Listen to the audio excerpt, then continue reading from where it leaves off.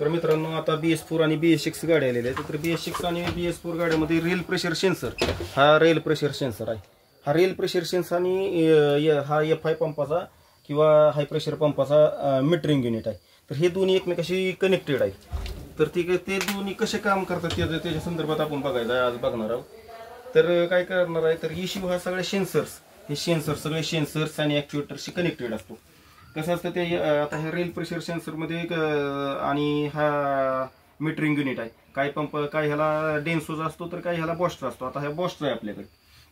तर यामध्ये हा पंपाचा लो प्रेशर पंप आहे खालील बाजूला आणि त्याच्यावरती हे मीटरिंग युनिट बसते.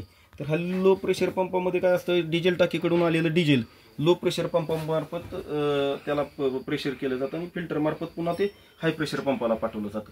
आता हाय प्रेशर पंपामध्ये आलेलं डिझेल हा या मीटरिंग वाल्वमधून, हाय प्रेशरमध्ये आलेलं डिझेल मीटरिंग वाल्वमधून कॉमन रेलला किती प्रमाणात द्यायचं हे काम मीटरिंग युनिट करतं.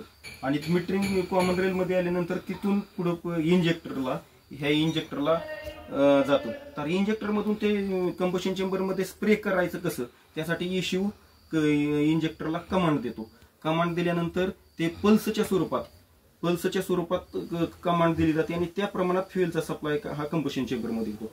आता आपण मीटरिंग युनिट आणि रेल प्रेशर सेन्सर हे दोन्ही कसं काम करतात आणि इश्यूला मध्यभागी ठेवून त्यांचं काम कसं चालतं ते तुम्हाला एका उदाहरणाच्या स्वरूपात सांगतो. कारण ड्रायव्हर ज्यावेळेस येतो आणि चालक मध्ये बसून गाडी चालू करतो आणि काही ठराविक स्पीडमध्ये गाडी ज्यावेळेस चालती त्यावेळेस समजा गाडी आज 50च्या स्पीडनं चालते आणि गाडी 50च्या स्पीडनं चालत असताना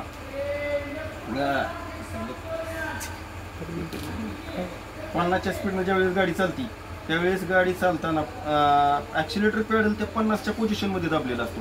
परंतु ज्यावेळेस ड्रायव्हर साहेबांनी गाडीचा ॲक्सिलेटर पॅडल हा थोडा प्रमाणात जास्त दाबला तर त्या प्रमाणात जास्त फ्युएल पुरवठा या हाय प्रेशर पंपाकडून कॉमन रेलला होणं गरजेचं असतं. आणि हे काम महत्वाचं काम हे मीटरिंग युनिट मार्फत केलं जातं. आता मीटरिंग युनिट मार्फत ज्यावेळेस पंप हे वाढवलं जातं प्रेशर पंपाचं त्यावेळेस इश्यूच्या डाटानुसार वर्किंग होतं. आता पॅडल दाबल्यानंतर कॉमन रेलमध्ये समजा 600 बार 50च्या RPMला 600 बार प्रेशर आहे. ज्यावेळेस ॲक्सिलेटर पॅडल पोझिशन जर वाढवली जाते, ॲक्सिलेटर पॅडल जास्त दाबला जातो त्यावेळेस कॉमन रेलमध्ये येणारे प्रेशर हे 700 बार होणं गरजेचं असते. त्यासाठी इश्यू हा मीटरिंग युनिटला कमांड देतो आणि त्या प्रमाणात मीटरिंग युनिट पुढं प्रेशर वाढवण्याचं काम मीटरिंग युनिट मार्फत केलं जातं. आता पंपातून रेलला जाणारा प्रेशर आणि इश्यूकडून इंजेक्टरला मिळणारा फ्युएल पल्सचा सप्लाय याच्यावरती ते दोन्ही काम करतात. आता इंजेक्टरला काय ह्या इंजेक्टरला जाणारा सप्लाय हा 30 व्होल्ट ते 80 व्होल्ट असतो. पण कंपल्सरी काय होतं, जास्तीत जास्त प्रमाणात 47 व्होल्ट ते 51 व्होल्टपर्यंत सप्लाय हा BS4 BS6च्या इंजेक्टरला दिला जातो. आणि त्या प्रमाणातच त्याच्यात ते काम करत असतात. आता तुम्ही काय जितकं पल्स ज्या इंजेक्टरला मिळणारे पल्स जितके जास्त त्या प्रमाणात फ्युएलचा प्रमाण कंबशन चेंबरमध्ये जास्त होत असतं आणि त्या प्रमाणात गाडीची ताकद आणि स्पीड वाढत असतं. आता यामध्ये प्रेशर वाढण्यास स्पीड वाढण्यास फक्त पंपाचं प्रेशरच कारणीभूत नसतं, तर त्यासाठी ॲक्सिलेटर पॅडलची दाबण्याची पोझिशन किंवा जास्त दाबण्याचं प्रमाण हे सुद्धा महत्त्वाचं कारणीभूत आहे. तरच ते वर्किंग करतं, तसं अन्यथा नाही. समजा एखाद्या परिस्थितीमध्ये इश्यू जर खराब असेल तर त्यावेळेस ते त्या प्रमाणात वर्किंग करत नाही.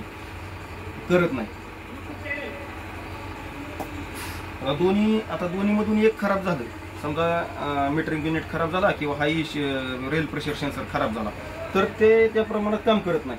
का करत नाही, तर रेल प्रेशर सेन्सर हे मीटरिंग युनिट हे दोन प्रकारचे असतात. एक ओपन टाईप म्हणजे ह्याला सप्लायची गरज नसते.